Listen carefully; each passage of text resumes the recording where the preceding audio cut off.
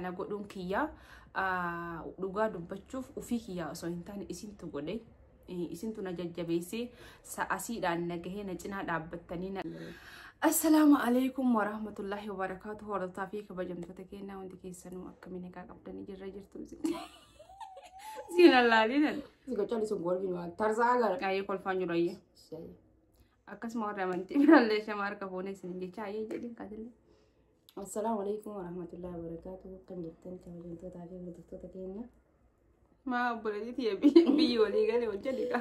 Akas itu akan certani naga kabdani faham sani certani bagan wajrat tani telajjar alhamdulillah rabbil alamin dewi ni ufni cerana fi Rosa. Madam Rosa nanti naga sudah mal kabarnya ufni lata.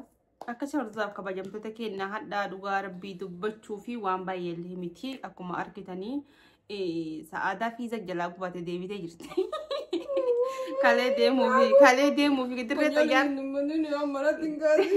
De movie arono titirre tayar aganu tiketing akka misala jala ka emo tayar re. Tayaran nagate tare. Tayaran nagate tare.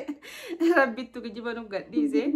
Kana for ta ka bajam to kena beni tuman kuno na sahadan gabduri ko baki yataye boya hadda kuno wali tebini jirra adamat as debini jirra klasi tikishu tak ka banne tini asile te garsi ne me de gara na manyati walla me shan bakata un ka bunu yu asi dukka ko amne ta ujra Rashi takate raje. rahi taka ane yoiti kala kana bu fatti Vadi Rosa si ma furdola si ma dhibe na kana buusan ordo ta ka bajam to kena ma kanna se jiran furd kal achuf jecha wonni ani hintane jiru wonni ani dugne hinjiru hin qalladda jedhetini kun qallachuu barbaada kun furdachuu barbaada dubbiin aksiidha dhuguma wallahi namni hedduun furdachuuf jecha daa'ima maalii wanni isaan hin beekne jiru ana ammootu qal'achuuf jecha wanni alloomiin suuqii dhumte zanjabiilli suuqii dhume wanni silaa addunyaa irra nama qal'isa hunda fixee hin jira akkuma argaa mucattii tanaa soo jedhee ankara dhumee laala amma harree bishaan dhugdee baate harree gangalattee wanni kaate fakkaatu walla lukkuma ta'e walla lukkuu bishaan seentee baate amma huqqadheeyyu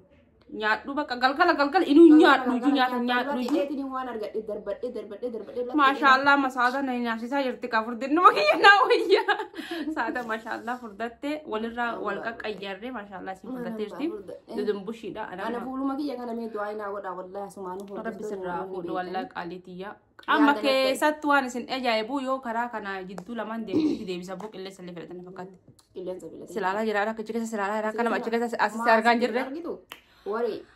Akkas yeroo kabajamtoota keenya hadda dhugaa dubbachuuf qaldiidha.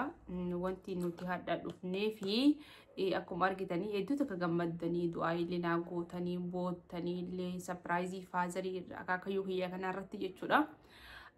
Akaakayyuu kiyyaa dhugaa rabbii dubbachuuf hedduu takka warra na guddise baay'ee takka hin jaalladha.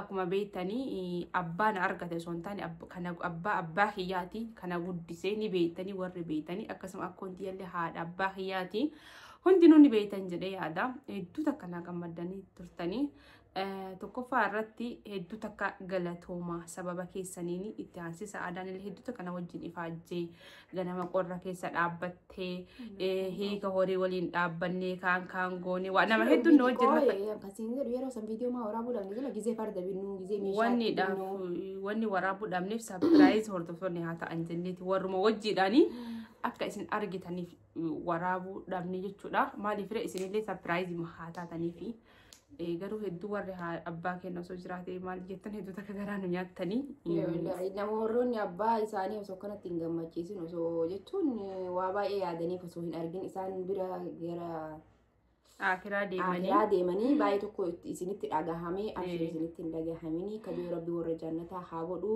kaziro mootu rabbi umrii dheertuu isiniif haa kennu osoo isaan lubbuun jiran dhaqqabadhaa du'aa irraa fudhadha wanni akka haadhaa fi abbaa jiru addunyaa kanarra hin jiru wallahi wabilla yeroo bira jirru kana qiimaa haadhaaf abbaa hin beenu garuu gaafa nama biraa deemanii dukkanattu namatti bu'a dukkanni argitanii dukkana rabbiin namarraa hin banamne tokko namatti bu'a hangasumaafuu osoo isaan jiranii du'aa irraa fudhadha bakka homowayitiin isaan gammachisa yoo ala jiraattanillee ijoolleen ala jirtanii isinii gahuu dhabdee yookaan isaan kana osoo guyyaa san dhayinii akkana goonee warra jettan nama itti ergaatiniin osoo isaan quba hin qabne sapiraayiz isaan godha keessa isaanii gammachiisa waan yeroo isin bira jirtan abbaa faati keessan hin qabne san wama xiqqoo wayii guddollee miti godhaaf isiniin jira.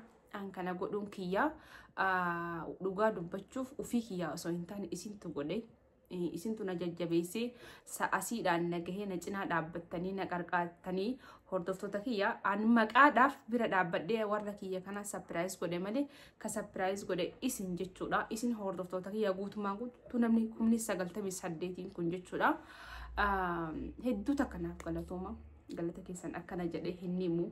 Galata irraa hafi ana bakka isaanii bu'ee si deebisa. Ayyee. Galata irraa hafi abshirii waan baay'ee guute wallahi akka kiyyatti baay'ee tokko dasna jedhee baay'ee itti gammadee illee isaan illee du'aan isaan sii godhamtuun inshaallah waan ati yaadda muraada kan kee akkasiif guuttu abdiin qaba inshaallah ta'ee rabbiitiin waan ati yaaddisiif rabbi beeka malee nuyi beekuu dandeenya.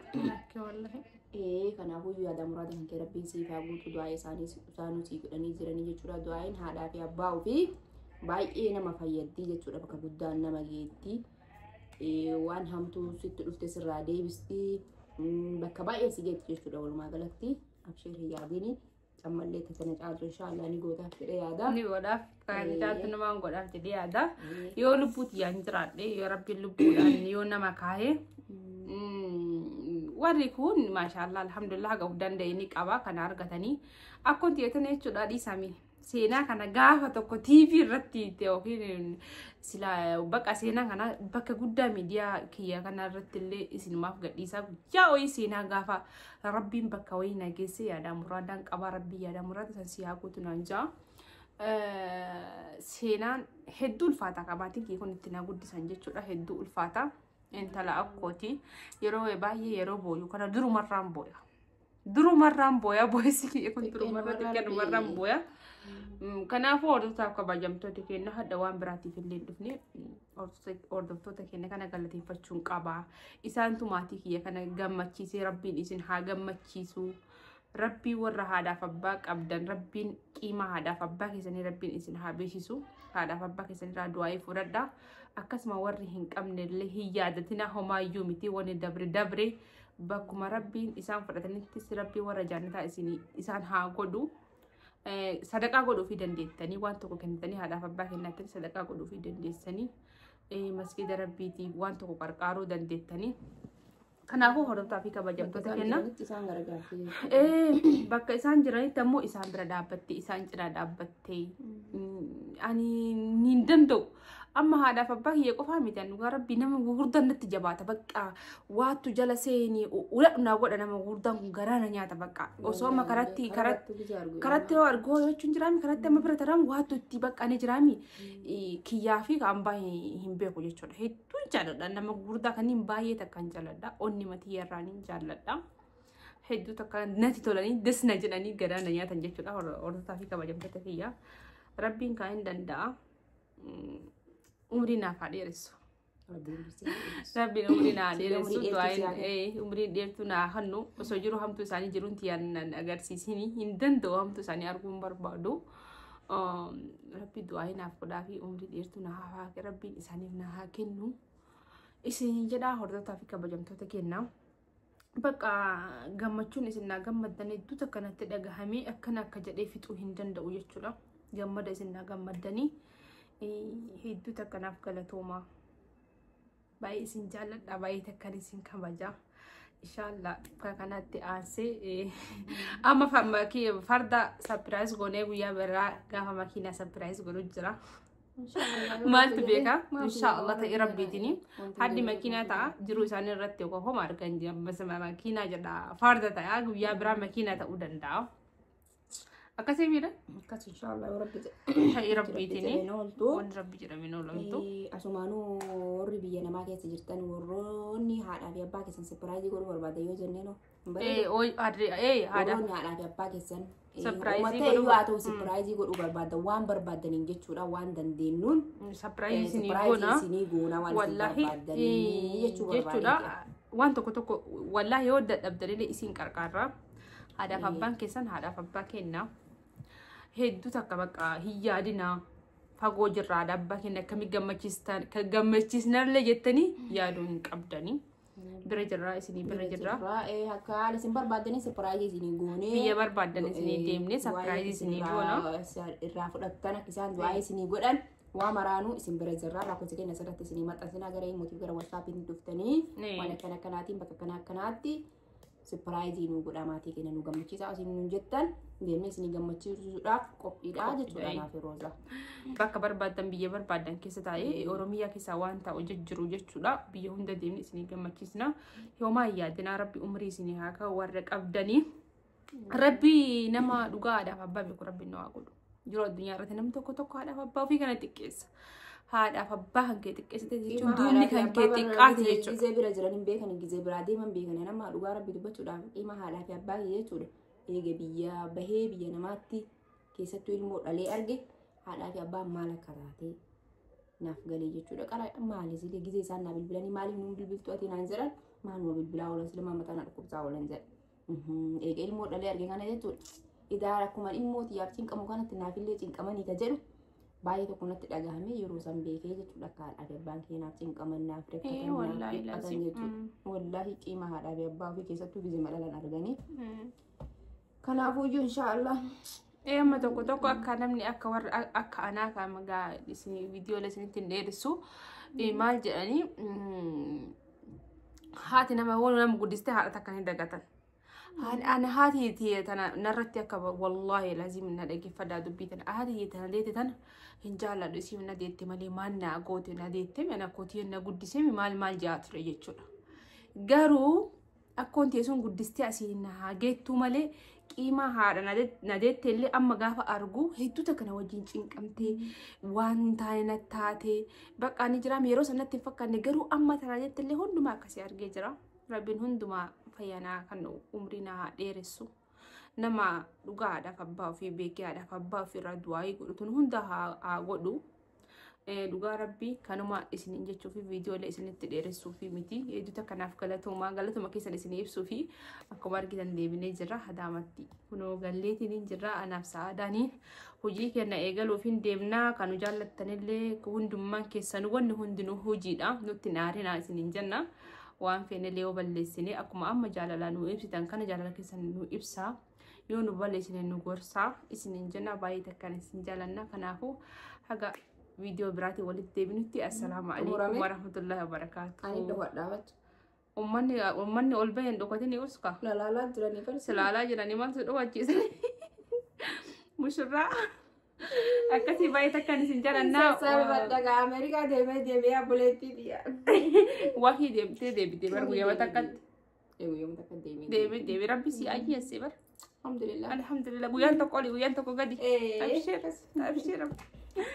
Akkasii kanaafuu hordoftoota keenya. Naga viidiyoo biraatti walitti deebinutti assalaamu alaykum warahmatullahi wabarakatuh. Subscribe kuma dhibba galchaa. Waan takka isin himu. Ittimu subscribe kee meeqa fi rabbi jedhi. 1300. 1300. 1300 hafe yaa hordoftoota. Way 1300 si kee himurru. Gaafa jedhin dhumatee gaafa wala sawwan naan jettee. Ishi daddafaa kumaa fi meeqa fi bar daddafaa gaafa daddafaa. Sila maaluma naa godhuu deeman. Waan ajaa'ibaa kan isii godhuu deemaa baraan wayyaa cinqamee akka guyyaa sun dhufu. Akkasii bakka taphaa nu galchaa isiniin jirma baa. Kuma takkaaf ho'i bichaa fi kuma takkaaf ho'i kana viidiyoo tokkocha kana irratti dhugaa galchuu qabdan rabbii jedha. Galchan. Maaltu garuu Oromoon tiyaamileen hedduudha barri ni dandeetti maranii dandeessanii. Viidiyoo kana irratti Roozaan inshaallah dunuufadhee jedhaani. Badii ammayyuu kuma dhibboo eegalaa badii banadhuuti. Badatiin hin galle. Hin galle. Hin galle. Akkasitti kuma takkaa fi ho'i bichaa hafee fi daddafaatiin kuma dhibba galchaa sirpiraayizii addaa qopheessinee fi jira namoota baay'ee wajjin jechuudha. Inshaallah ni argita akka guyyaa sammaal akkasii qophaa'ee. Sirpiraayizii. Biraata itti yoo ta'u akkasii hayyee nagaan nu bira.